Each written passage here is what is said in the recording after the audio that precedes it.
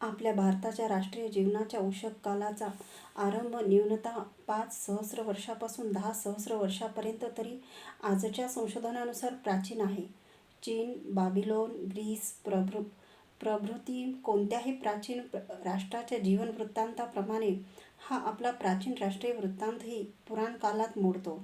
म्हणजे त्यात असलेल्या इतिहासावर दंतकथेची, दैवकरणाची आणि लाक्षणिक वर्णनाची पुटे चढलेली आहेत. तरीही ही आपली जुनी पुराणे आपल्या प्राचीन इतिहासाचे आधारस्तंभच आहेत, हे विसरता कामा नये. हे प्रचंड पुराण वाङ्मय आपल्या साहित्याचे, ज्ञानाचे, कर्तृत्वाचे नि ऐश्वर्याचेही आज जसे एक भव्य भांडार आहे, तसेच ते आपल्या प्राचीन जीवनवृत्तांताचेही असंगत, अस्ताव्यस्त नि संदिग्ध असले तरी एक अमर्याद संग्रहालय आहे. परंतु आपली पुराणे म्हणजे निर्भीड इतिहास नव्हे. यास्तव मी त्या पुराणकालाचा विचार या प्रसंगापुरता बाजूस ठेवणार आहे. कारण मी ज्या सोनेरी पानांचा निर्देश करणार आहे, ती सोनेरी पाने भारताच्या पुराणातील नसून इतिहासातील आहेत. भारतीय इतिहासाचा आरंभ. इतिहासाचे मुख्य लक्षण म्हणजे त्यातील वर्णनातील नि घटनातील स्थल नि काल ही जवळजवळ निश्चितीने तरी सांगता आली पाहिजेत आणि त्यातील घटनांना परकीय वा स्वकीय अवांतर पुराव्याचे शक्यतो पाठबळ मिळत असले पाहिजे. अशा कसोटीत बहुतांशी उतरणारा आपला प्राचीन काळचा वृत्तांत हा बुद्ध कालापासून मोजता येतो.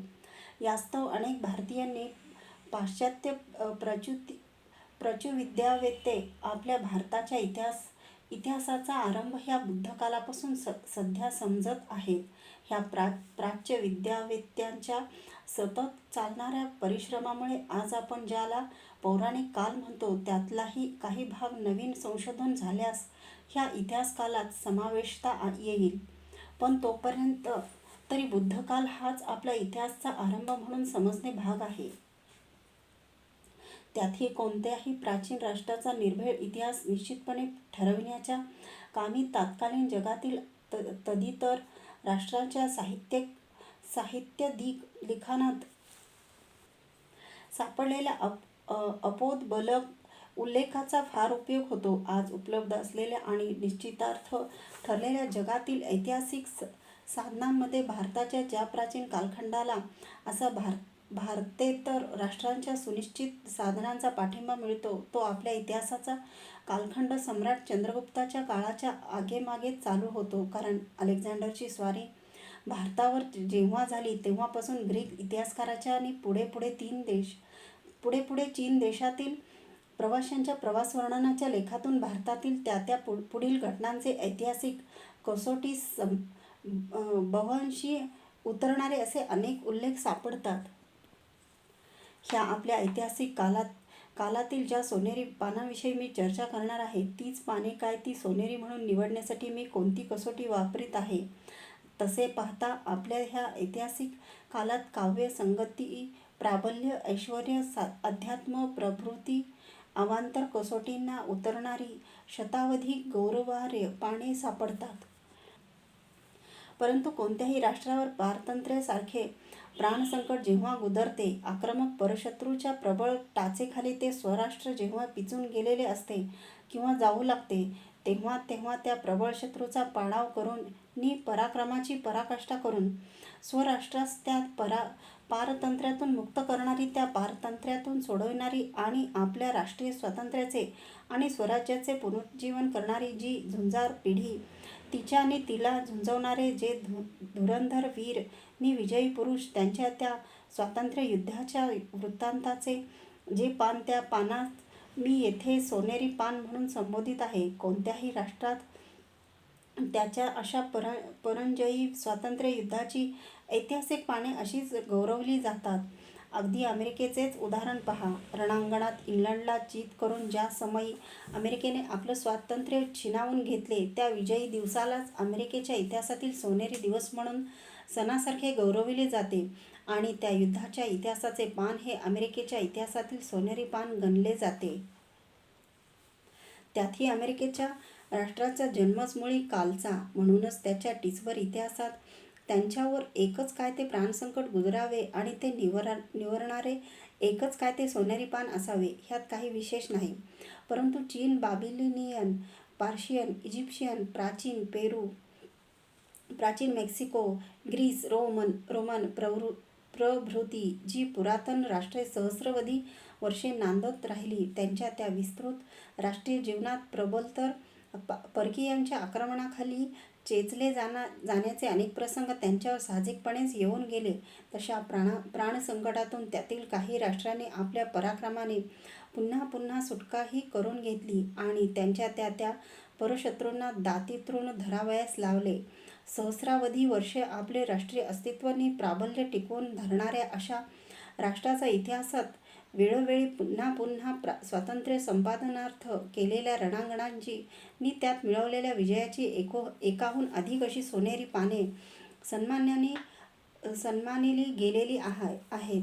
भारताचा इतिहास तर त्या प्राचीनतम कालापासून आजपर्यंत अखंडपणे चालत आलेला, त्याच्या प्राचीन काळात भरभराट असलेली वरील बहुतेक राष्ट्रे नी राज्ये आज नामशेषसुद्धा होऊन गेलेली आहेत. एक चीनचे एक महान राष्ट्र तेवढे भारताच्या महानीयतेचे पुरातन साक्षी म्हणून आज उरलेले आहे. चीन आणि भारत ही दोन्हीही राष्ट्रे अतिविस्तृत असल्यामुळे आणि अतिप्राचीन कालापासून सततपणे आजपर्यंत आपले स्वातंत्र्य आणि सामर्थ्य टिकवून नांदत आलेले असल्यामुळे त्यांच्यावर अनेक वेळा इतर अल्पजीवी राष्ट्रांपेक्षा अधिक प्रसंगी परदास्याची प्राणसंकटे कोसळलेली आढळतात. यात काही आश्चर्य नाही. चक्रनिमेक्रमाचा अटळ नियम त्यांनाही होताच. हिंदुस्थानावर ज्याप्रमाणे शक होऊन मोगलादीच्या अनेक चढाया झाल्या, त्याचप्रमाणे चीनवरही त्यात आणि इतर परराष्ट्राच्या अनेक चढाया झालेल्या आहेत. होनाच्या प्रलयापासून बचाव करण्यासाठी तर चीनने त्यांच्या राष्ट्राभोवती ती जगप्रसिद्ध तटबंदी, ती चायनीज वॉल बांधली होती, पण तिलाही वळसे घालून किंवा उल्लंघून चीनच्या शत्रूंनी त्याला पदक्रांत करावयास सोडले नाही.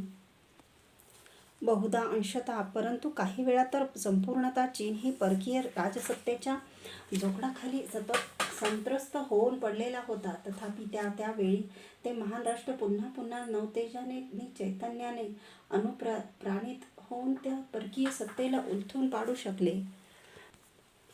आपले जीवित सत्व नी स्वातंत्र्य राखू शकले आणि आजही पुन्हा एक स्वतंत्र नी सामर्थ्यशाली राष्ट्र म्हणून नांदत राहिले आहे.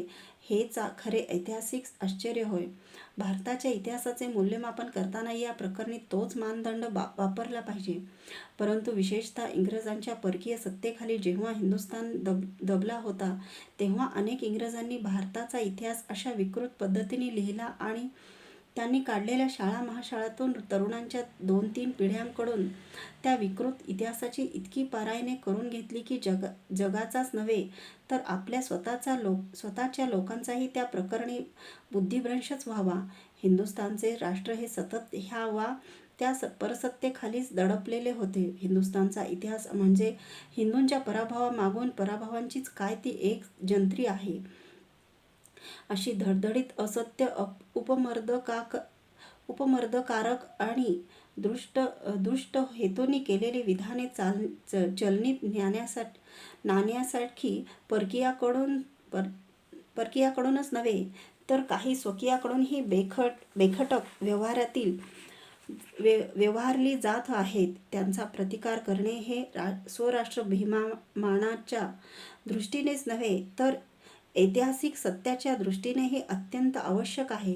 ह्या कार्य जे काही प्रयत्न अन्य इतिहासकारांकडून होत आले आहेत, त्यात ह्या प्रसंगानिमित्ताचे प्रचाराची शक्यतो अधिक भर घालणे हे एक कर्तव्यच आहे. यासाठी ज्या परकीय आक्रमकांनी हिंदुस्थानावर स्वाऱ्या केल्या किंवा राजसत्ता गाजविली, त्या परकीयांचा अंती धुव्वा उडवून देऊन आपल्या हिंदू राष्ट्रास ज्यांनी विमुक्त केले, त्या हिंदू राष्ट्र विमोचक पिढ्यांचे आणि त्यांचे प्रतीक म्हणून त्या संग्रामातील काही युगप्रवर्तक वीरवारांचे ऐतिहासिक शब्दचित्रण करण्याचे मी येथे योजले आहे.